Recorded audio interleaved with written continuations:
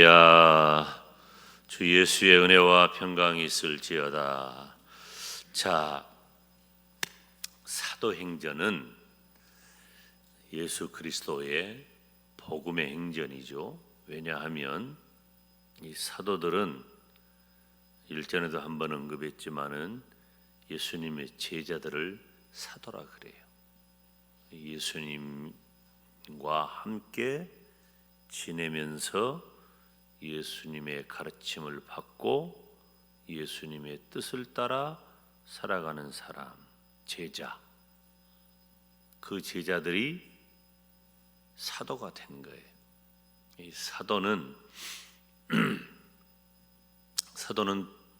예수님께서 명령하신 일을 행하는 책임이 있죠. 즉 복음을 전하는 책임이 있는 거야. 그래서 바울이 항상 네가 사도냐 시비를 받는 이유는 바울은 예수님 제자가 아니잖아요. 12제자 가운데, 그리고 12제자 가운데 가룟 유다를 제하고 제비 뽑아서 세운 사람은 마띠아예요. 그러면 바울이 왜 사도냐? 바울 스스로 변증하기를, 갈라디아서에 그런 표현이 많은데, 나는 예수님께서 직접 부르셔서 하나님이 세우신 사도다.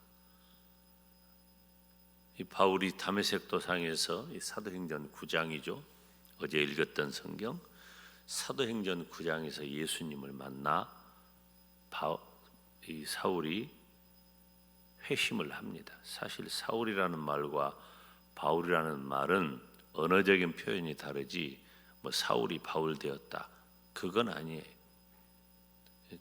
사울은 유대식 이름이고 바울은 헬라식 이름이라고 표현하면, 굳이 그렇게 표현하면 돼요. 그런데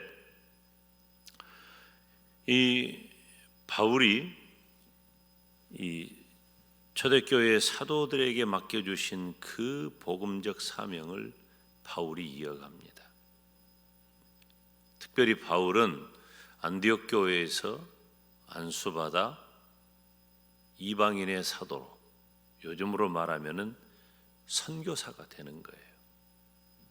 안디옥 교회가 최초의 선교사 파송교회라고 표현하는 것도 뭐 굳이 그럴 필요가 있냐 하지만 의미는 있다고 봐요. 그런데 우리는 이미 알고 있죠. 베드로를 비롯한 여러 사도들은 예루살렘과 유대를 중심으로 해서 이스라엘 민족에게 복음을 전할 자로 세움을 받았고, 바울은 이방인의 사도로 부름을 받았다. 우리는 이미 알고 있고 그 사역 속에서 또 성경의 기록이 그걸 증명하니까. 그런데 이 선교의 초기에는 매우 이 특별한 일이 될 거예요.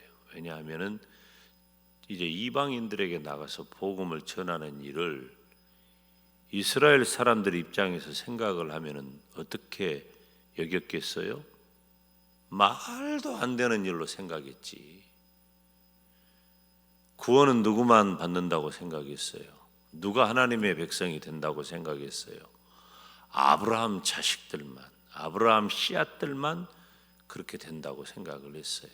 그러니까 바울이, 우리가 방금 읽은 성경 속에서도 바울이 설교를 통해서 아브라함 자손이 구원받는다는 표현을 하잖아요. 그런데 그 아브라함 자손에게만 주었던 그 복음이 이방인에게도 열린 거예요. 그러면 그전에는 이스라엘 자손 아니면 구원 못 받았냐? 아니에요. 그전에도 얼마든지 하나님의 사람들이 하나님의 은혜로 이방 가운데서도 구원의 은혜가 임했어요. 그런데 이제 본격적으로 그 수건이 다 벗겨져 버린 거예요. 그래서 이방인들이 예수님을 믿어서 구원받는 그 일에 대해서 우리가 성경을 우리가 읽었는데 어디가 있지? 이 베드로가 이렇게 설명을 해요.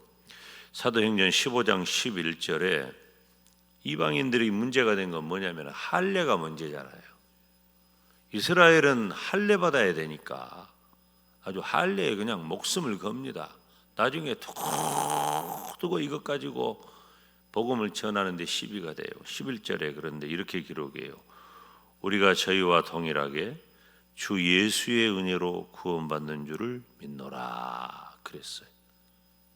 따라서 합시다. 오직 예수님, 오직 예수님, 예수님 믿음으로 구원을 받는다는 거예요. 그러니까 이제 수건이 다 벗겨지고 복음이 확장되는 거예요.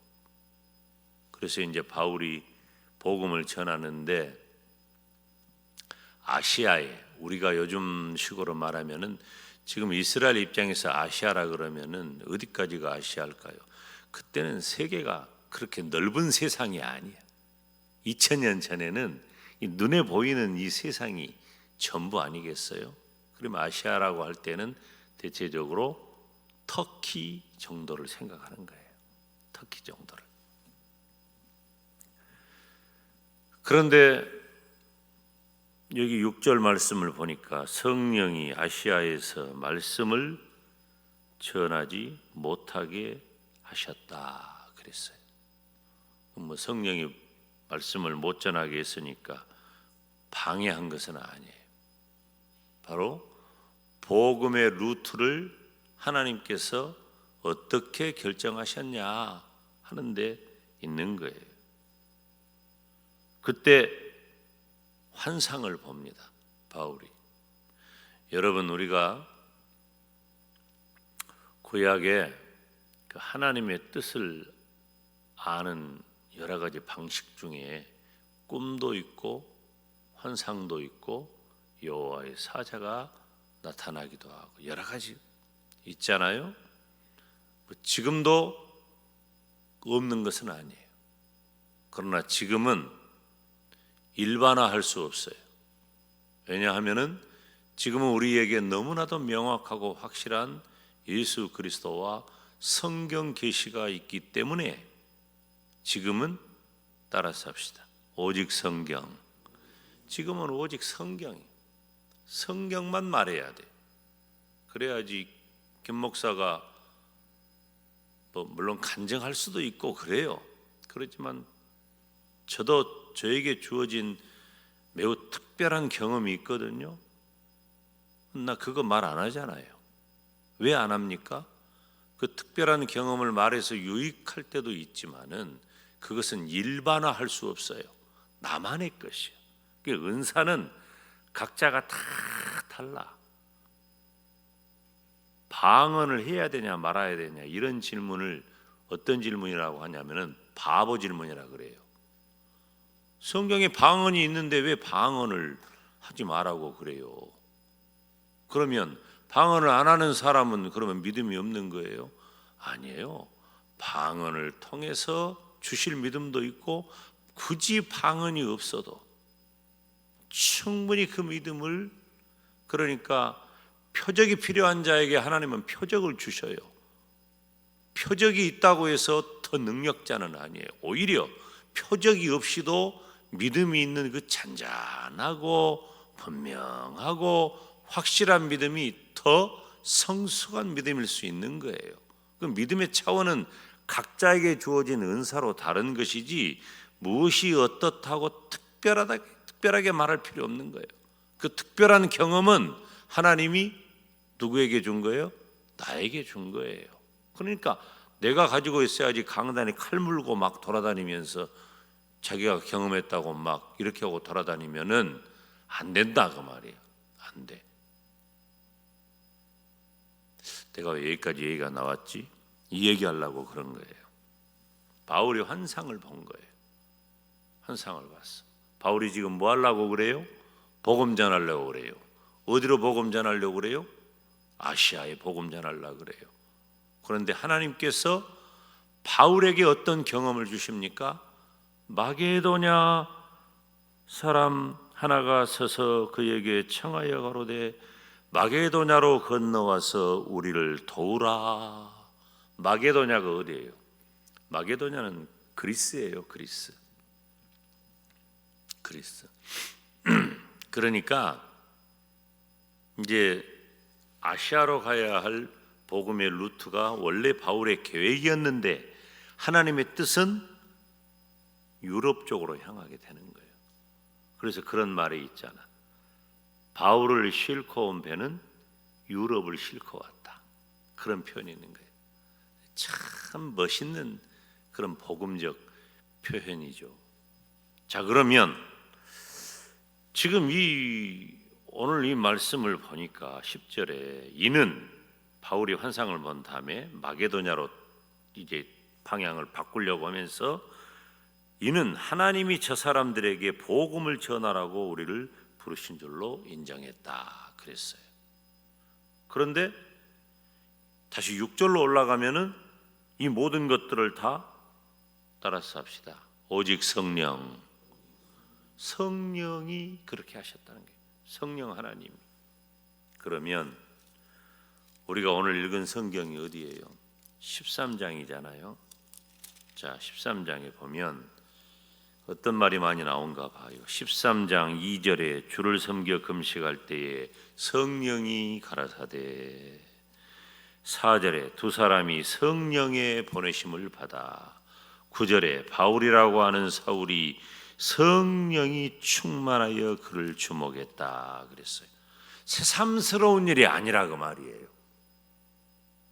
성령께서 역사하시고 성령께서 인도하시는 대로 바울이 행한 것은 새삼스러운 일이 아니라 처음부터 원래부터 바울은 성령께서 인도하시는 대로 살았던 사람이라 그 말이에요. 그래서 지금도 성령께서 인도하시는 바를 깨닫고 행할 수가 있는 거예요. 자, 우리는 얼마나 많은 기도의 제목을 가지고 있고 또 내 인생과 여러 가지 차원의 목표가 있습니까? 그런데 가장 중요한 것은 성령께서 역사해야 할 줄로 믿습니다. 그건 개인적인 경험일 수 있어요. 그 개인적인 경험이 공동체화 되려고 하는 것은 굉장히 중요한 과정들이 필요하죠. 주의 종이 기도하는 가운데 하나님께서 주의 종의 마음을 감동하셔서 그 일들을 진행하려고 할 때 때로는 늘 기도를 하지. 어떻게? 인간의 생각대로 하는 것이 아니라 성령께서 인도하시는 대로. 때로는요, 이런저런 결정을 해놓고도 나중에 마음이 바뀔 때도 있어요. 마음이 바뀔 때도 있어. 사실 결정을 하면은 사실 그 결정한 대로 그대로 가야 맞아요. 그런데 끊임없이 하나님께 묻고 하나님의 뜻을 구하는 가운데 달라질 수도 있어요. 어떤 것이 옳으냐 특정할 수 없습니다. 둘 다 옳아요. 결정한 것도 기도하고 성령께서 역사하셔서 결정한 일이기 때문에 그대로 가야 하는 것이 맞고, 또 여전히 기도해 보니 또 다른 어떤 생각이 드는 것도 틀린 것은 아니에요. 중요한 건 뭐예요? 내가 바울처럼 원래 성령께서 인도하시는 대로 살아가고 있느냐 하는 문제예요. 지금 사도행전 16장 6절은 느닷없이 성령이 등장한 것이 아니다. 지금 담임 목사가 여러분에게 말씀하고자 하는 의도는 느닷없이 사도행전 16장 6절에 성령께서 툭 튀어나와 가지고 바울을 끌고 가는 것이 아니라 원래부터 바울은 성령께서 인도하시는 대로 살았고 성령으로 충만하여 살았으니 이제 성령께서 인도하시는 바를 분명하게 붙잡는 일이 조금도 어색하지 않고 이 일이 자연스럽단 말이에요. 그리고 그 힘의 동력이 어디에 있느냐? 그동안 바울의 인생을 인도하시고 사역을 인도하셨던 성령께서 여전히 인도하고 계신다는 확신이 있다는 거예요. 여러분, 오늘 우리 기도 제목 많이 가지고 있죠? 한 가지만 말하라고 해도 그 한 가지가 얼마나 크고 무거운 것들이 많아요. 이루어야 할 것, 애타는 것, 오래된 것, 다급한 것. 기도할 때 성령께서 역사할 것을 기도하시기를 바랍니다. 그리고 성령께서 인도하시는 대로 순종할 것을 기도하시기를 바랍니다.